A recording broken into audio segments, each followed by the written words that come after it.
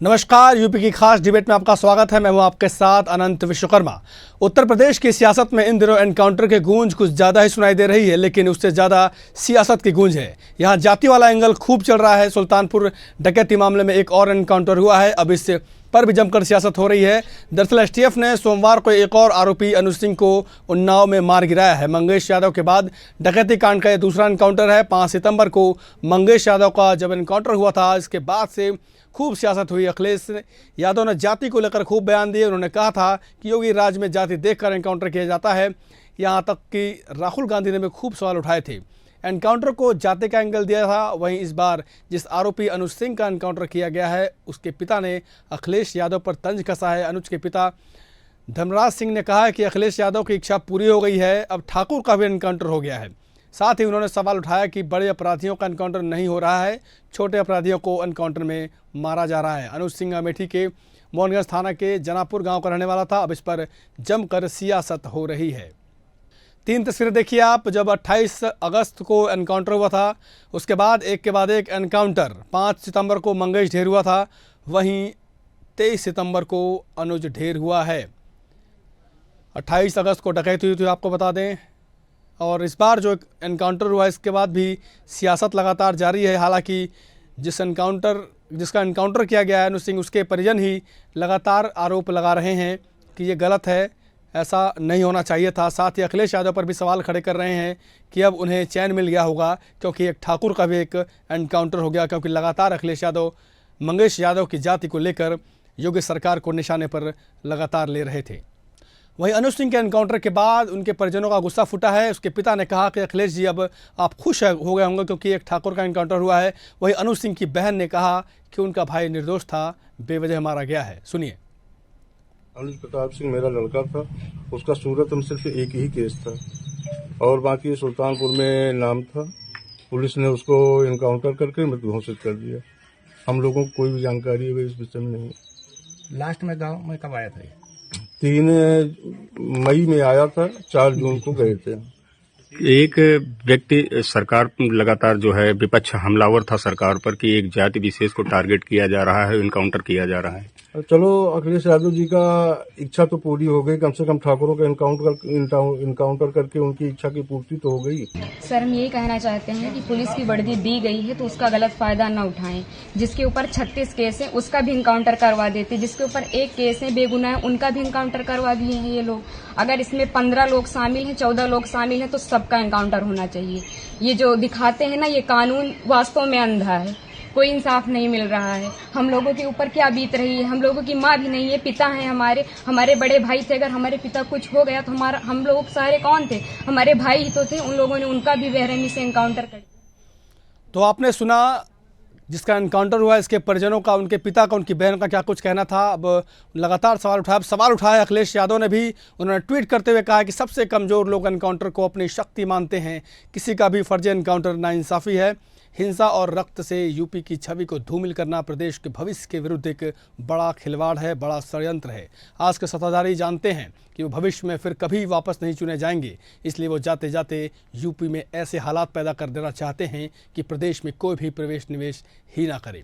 UP की जागरूक जनता ने जिस तरह लोकसभा चुनाव में बीजेपी को हराया है, भाजपाई उसी का बदला ले रहे हैं। ये कहना है अखिलेश का। उन्होंने बाकायदा ट्वीट किया है, जिनका खुद का कोई भविष्य नहीं होता वही भविष्य बिगाड़ते हैं। तो एक बार फिर मंगेश यादव के एनकाउंटर के बाद भी एक लंबा चौड़ा ट्वीट आया था अखिलेश यादव ने, जिसमें उन्होंने कहा था कि जाति को लेकर सवाल खड़े किए थे। कहा गया था कि जाति विशेष को देखकर ही एनकाउंटर किया गया है।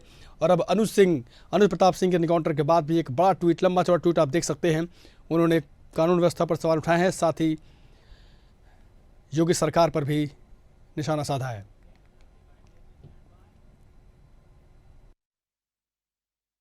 वहीं मोहसिन रजा ने कहा कि इस बार अनुज प्रताप सिंह के एनकाउंटर पर अखिलेश का ट्वीट नहीं आया। अब क्यों उन्हें अपने जाति का कोई एंगल नहीं मिल रहा? क्या सुल्तानपुर डकैती कांड में एसटीएफ लखनऊ ने उन्नाव में एक मुठभेड़ में अनुज प्रताप सिंह नाम के एक अपराधी को मार गिराया। अब इस पर सपा मुखिया श्री अखिलेश यादव जी का कोई ट्वीट नहीं आया, ना कोई रिएक्शन आया। हो सकता है उनकी जाति का नहीं होगा या किसी विशेष समुदाय का नहीं होगा, क्योंकि उनकी जो समाजवाद की परिभाषा यही है, ये तुष्टीकरण और संप्रदायवाद की राजनीति को बढ़ावा देने के लिए वो इस तरह के ट्वीट और रिएक्शन दिया करते हैं। तो इस पर क्यों नहीं आया, ये भी मेरा सवाल है। वहीं उन्नाव एनकाउंटर पर प्रतिक्रिया देते हुए समाजवादी पार्टी के सांसद अवधेश प्रताप ने कहा कि राज्य में कानून व्यवस्था का कोई हाल नहीं, बुरा हाल है, राज्य सरकार विफल साबित हुई है। क्या कुछ कहा, सुनिए। ये तो बाबा जी का राज का करिश्मा है कि दिन दहाड़े ज्वेलर के घर में डकैती पड़ रही है। ये मामूली चीज नहीं है। कानून का राज खत्म हो गया है, जंगल का राज पैदा हो गया है और बाबा जोगीनाथ का इकबाल खत्म हो गया है। उनका इकबाल नहीं है तो यही हो रहा है। चोरी है, डकैती है, राहजनी है, बलात्कार, यही सब इसकी आंधी है। जंगल का राज की पहचान यही है। अब इन बयानों के बाद सीएम योगी आदित्यनाथ का बयान आया है। उन्होंने कहा कि भारत के नए उत्तर प्रदेश में व्यापारी की सुरक्षा में कोई सेंध नहीं लगा सकता। अगर कोई ऐसा करेगा तो इसका खामियाजा उसे भुगतना पड़ेगा। क्या कुछ कहा, आप भी सुनिए। जो लोग जाति का नंगा खेल खेलते हैं, समाज को आपस में लड़ाने का कार्य करते हैं, ये वही लोग हैं जो माफिया और बड़े बड़े अपराधियों, दुर्दांत अपराधियों के सामने पहले गिड़गड़ाते थे, नाक रगड़ते थे, दंगाइयों के सामने नाक रगड़ने का काम करते थे। आज जब प्रदेश विकास की एक नई धारा के साथ आगे बढ़ रहा है, एक नई पहचान के साथ आगे बढ़ रहा है, तो उन्हें विकास अच्छा कैसे लग सकता है? वे बैरियर बन करके फिर से खड़ा होना चाहते हैं। वे आपके वर्तमान को तो खराब करना ही चाहते हैं, आने वाली पीढ़ी के भविष्य के साथ भी खिलवाड़ कर रहे हैं। और मेरी आप सबसे अपील होगी, याद रखना, वर्तमान को तो ठीक करना ही करना है, आने वाली पीढ़ी के भविष्य को मजबूत बनाने के लिए एक ऐसी सुदृढ़ नींव का निर्माण करिए, कोई माफिया फिर से आपकी व्यवस्था में हावी न होने पाए। तो अब देखिए, जाति का एंगल खोजा जा रहा है। पहले मंगेश यादव के एनकाउंटर पर जाति का एंगल खोजा गया, अब ठाकुर वाली सियासत हो रही है। और यूपी में एनकाउंटर पर एक के बाद एक सियासी सुर देखने को मिल रहे हैं। अखिलेश यादव ने फिर सवाल उठाया है और इस खास चर्चा में हमारे साथ शामिल हो रहे हैं बीजेपी नेता खेमचंद शर्मा, सपा प्रवक्ता पूजा मिश्रा। आप दोनों का बहुत बहुत स्वागत है इस खास चर्चा में। सबसे मेरा पहले सवाल है पूजा मिश्रा जी से, सपा प्रवक्ता हैं हमारे साथ जुड़ी हुई हैं, बहुत बहुत स्वागत है आपका। अब आप बताइए, अब तो यादव वाला कोई एंगल नहीं है, अब तो ठाकुर का एनकाउंटर हुआ है, अब तो मामला ठीक है ना? अब आनंद जी, पहले तो आपको नमस्कार और मेरा साथी प्रवक्ता को भी नमस्कार। देखिए आनंद जी, स्केप गोट ढूंढ लेना जो है ये कहाँ से बैलेंस होता है? आप बताइए कि माननीय मुख्यमंत्री जी, देखिए 2024 का जो परिणाम आया है उससे बौखला गए हैं। उनको समझ में नहीं आई राजनीति की जाए तो किस डायरेक्शन में की जाए। उनको ये नहीं समझ में आ रहा कि जो 19,000 नहीं पूजा जी, देखिए सवाल ये है कि जब मंगेश यादव का एनकाउंटर हुआ था उसके बाद खूब शोर शराबा हुआ कि यादव जाति का था इसलिए उसको निशाना बनाया गया, उसका एनकाउंटर इसलिए किया गया, अखिलेश जी उनके परिवार से मिलने जाते हैं, सब कुछ होता है। अब लेकिन अब क्या हो गया? अब अनुज प्रताप सिंह का एनकाउंटर हुआ है, अब कुछ ऐसा कुछ ट्वीट देखने को नहीं मिल रहा है। आपको क्या ट्वीट देखने को मिला अखिलेश यादव जी का? अखिलेश जी ने सवाल खड़े किए हैं कि जो कमजोर लोग होते हैं वो एनकाउंटर करते हैं। बहुत ज्यादा अपडेट ट्वीट रहते हैं, तो आपने उनका ट्वीट भी मैडम, मैंने अभी ट्वीट दिखाया भी है, अभी लगातार ट्वीट चल रहा है, मैं आपको दिखा रहा हूँ। उन्होंने ये सवाल, उन्होंने योगी सरकार पर सवाल खड़े किए हैं। उन्होंने कहा है कि एनकाउंटर हो रहा है, कमजोर लोग एनकाउंटर करते हैं, ये कुछ करते हैं। लेकिन जब मंगेश के मामले का जो ट्वीट था वो कुछ अलग ही था, इसलिए ये सवाल बीजेपी वाले भी उठा रहे हैं। तो वो जाति दे करके किया गया था तो वही ट्वीट करेंगे। और इस बार क्या हुआ था मैडम? मनसा के साथ में भाजपा करेगी, कार्रवाई करेगी। भाजपा जिस मनसा के साथ कार्रवाई करेगी, जो हरकत करेगी, हम तो उसी को बोलेंगे ना। अच्छा, अब वो अभी स्केप गोट ढूंढ रही है तो हम स्केप गोट ही बोलेंगे ना। हम कहेंगे ना बलि का बकरा बनाया है भाजपा ने, तो हम वही कहेंगे। उन्होंने उस जाति देख करके जो एनकाउंटर किया, आप देखिए आनंद जी, जो सबसे ज्यादा जिसके पास जो है सोने की रिकवरी होती है उसका ये जो है सरेंडर करवा लेते हैं उसको। जितने भी नाम उठा करके देखेंगे जिनके पास सोने की रिकवरी ज्यादा हुई है वो सारे जो है सही सलामत है, वो सरेंडर है या उनके पैर में गोली लगी हुई है।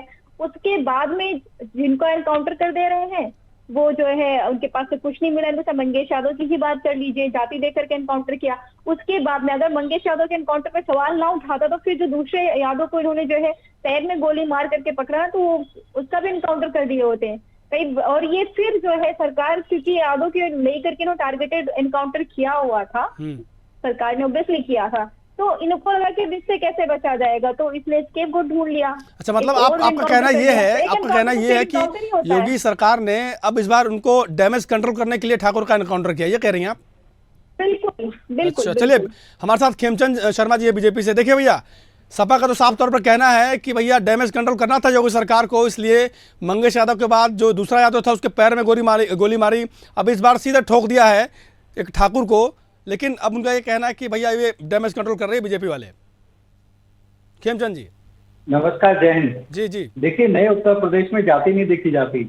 नए उत्तर प्रदेश में कानून का राज है, कानून के हिसाब से वहाँ पे कार्रवाई होती है। अच्छा। कुछ पार्टियों की मजबूरी है, इंडी गठबंधन वालों की मजबूरी है, क्योंकि उन्होंने हमेशा से जाति कर एक विशेष परिवार के, एक विशेष धर्म की राजनीति की है, और हमेशा जब एक विशेष परिवार की बात आती है, धर्म की बात आती है, तो वो राजनीति करते हैं और अनाप बातें करते हैं। ये वही लोग हैं जिनके जमाने में समांतर सरकार अपराधियों की चलती थी, भूमाफियाओं की चलती थी, बाहुबलियों की चलती थी। जैसे डीएम और एसडीएम जिले में और तहसील में होते हैं, वैसे इनके भी भूमाफिया और अपराधी लोग अपॉइंट होते थे और वो सरकार चलाते थे, और उन्हीं के माध्यम से थाने भी चलते थे, किसकी एफआईआर होनी है, किसकी नहीं होनी है, किसको गिरफ्तार करना है, किसको नहीं करना। आज जब उनकी सफाई हो रही है, आज जब उन पर कार्रवाई हो रही है, तो उनको दर्द हो रहा है। पुलिस वालों पे अगर कुछ गलत हो तो दर्द होता है, डॉक्टर्स के साथ डॉक्टर्स को कुछ गलत हो तो दर्द होता है। वैसे ही जहाँ जिस पार्टी का जैसा नेचर है तो उनको दर्द हो रहा है, क्योंकि उन्हीं के जैसे लोग आज खेमचंद जी, सपा प्रमुख अखिलेश यादव ने सवाल उठाया था, उन्होंने एसटीएफ को क्या कुछ कहा था,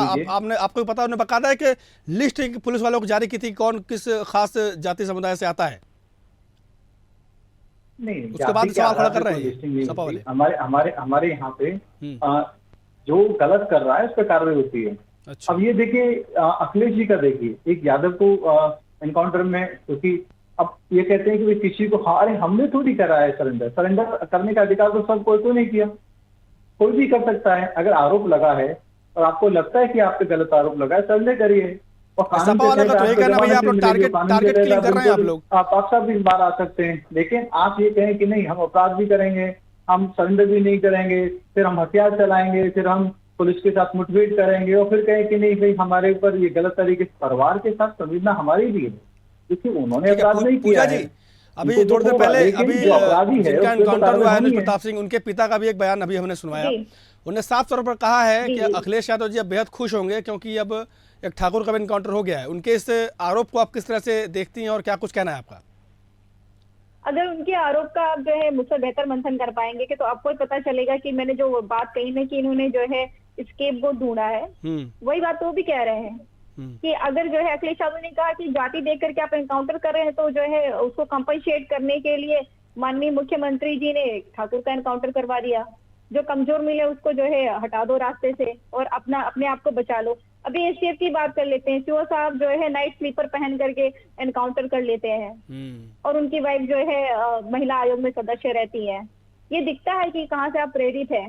और ये फेक एनकाउंटर की बात करते हैं, जब हम फेक एनकाउंटर की बात करते हैं तो सिर्फ फेक एनकाउंटर की बात करते हैं, हम एनकाउंटर्स की बात नहीं करते। अगर आंकड़े में उठा करके आप देखेंगे तो आप देखेंगे कि समाजवादी पार्टी में जो है एनकाउंटर्स की संख्या बहुत कम रही है, जिसमें डेथ की संख्या और कम रही है, और माननीय मुख्यमंत्री जी के कार्यकाल में लगातार एनकाउंटर हुए और फेक एनकाउंटर इतने ज्यादा हुए हैं कि 2020 के एनसीआरबी के आंकड़े बताते हैं कि इन्होंने लगभग 29 करोड़ रुपए हर्जाना दिया है फेक एनकाउंटर के मद में। ठीक है पूजा जी, अखिलेश जी कब जा रहे हैं अनुज प्रताप सिंह की फैमिली से मिलने? जब जाएंगे तो आपको बता दिया जाएगा, बिल्कुल आपके पास नोटिस रहेगी कि हाँ जा रहे हैं मिलने के लिए।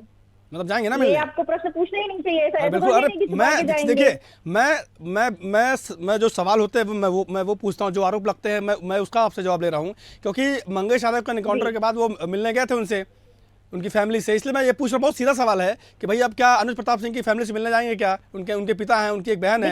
देखिए बहुत सीधा सा जवाब भी है आनंद जी कि भाजपा जो गलत नीति, जो जुडिशरी का मजाक कर रही है। हमारा कहना होता है कि जुडिशरी सिस्टम बना हुआ है, आप लेजिस्लेटिव है, जुडिशरी तो आप है नहीं, तो आप जुडिशरी का मजाक ना बनाइए कि आपके कस्टडी में आकर के कोई मर्डर करके चला जाए।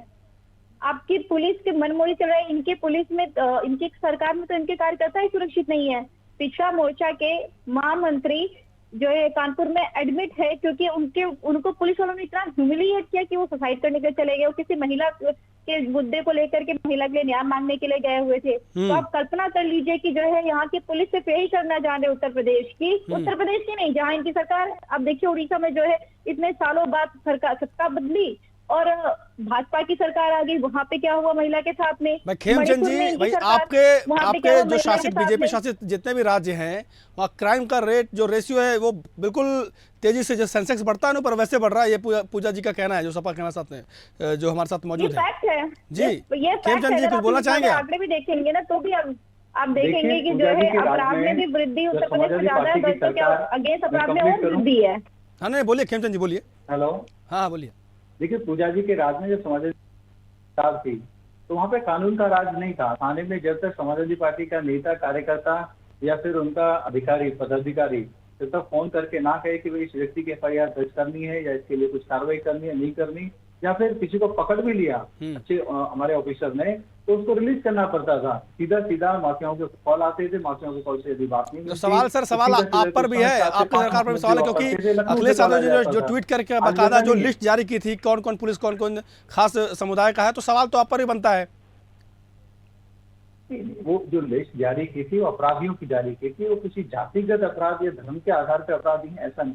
हमने क्योंकि जो टॉप आप देखेंगे STF की जो लिस्ट जारी की थी उन्होंने कौन कौन पुलिस वाले हैं, कौन क्या कुछ है, उसकी लिस्ट जारी की थी। वहाँ पे भूमाफिया थे या फिर ऐसे लोग थे जिन्होंने गरीबों को बहुत तरीके से उन्होंने सताया, उनकी जमीन हथियाई, उनके पैसे लिए, उनकी बहन बेटियों का अत्याचार किया, बहुत सारे लोगों को उन्होंने मारा। हमने ऐसे लोगों की जमीन को लेकर सोचे गरीबों को लेने का काम किया है।